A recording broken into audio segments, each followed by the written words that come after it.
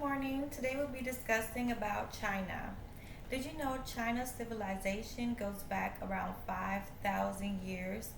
According to Travel in China 2010, Chinese population has about 1.3 billion people.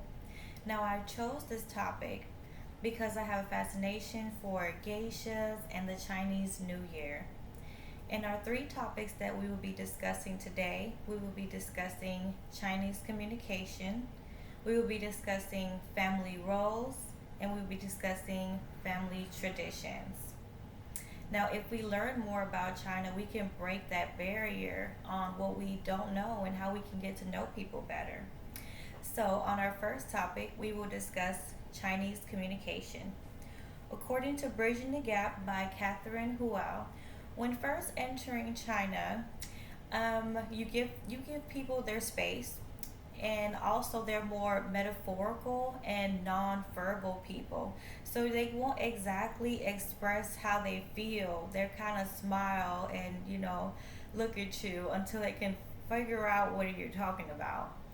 And also, when you don't hug when you meet someone in China, you give them a light handshake and a nod.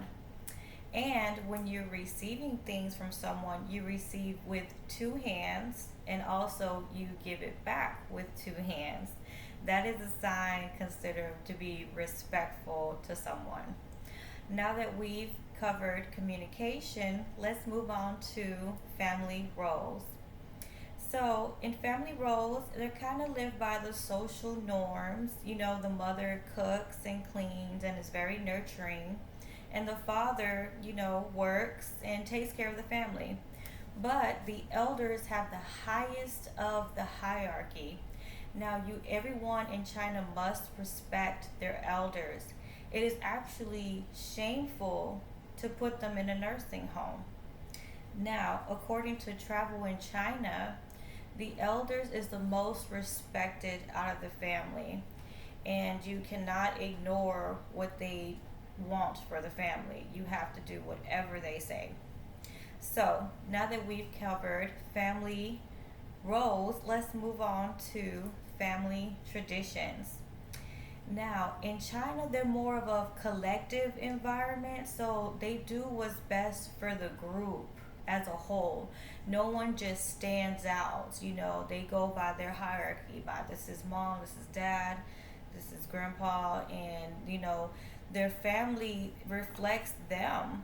So if a child is not doing well in school, then it'll reflect their whole family.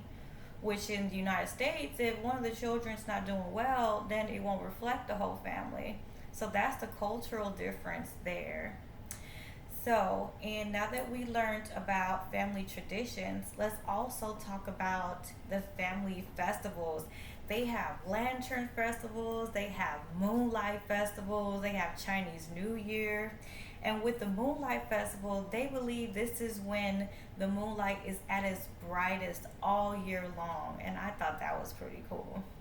So, into concluding all of these topics, I love that China is a real harmonious environment, that they do not let outsiders, determine their internal factors. They like to keep their traditions sacred.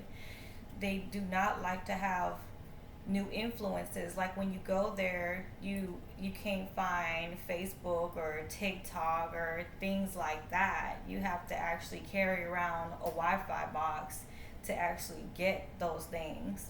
And also, one fun fact that I learned about China, they don't use cash, they don't use currency. They have to download an app, and when you go over there, you tap on everything that you need. And another fun fact is that they don't have Uber. They have like a Uber, but it's called something else over there when you get Uber. But they're everywhere, and you'll be able to travel to where you have to travel. So, in concluding this, I really enjoyed learning about China, and I hope you did too. Thank you.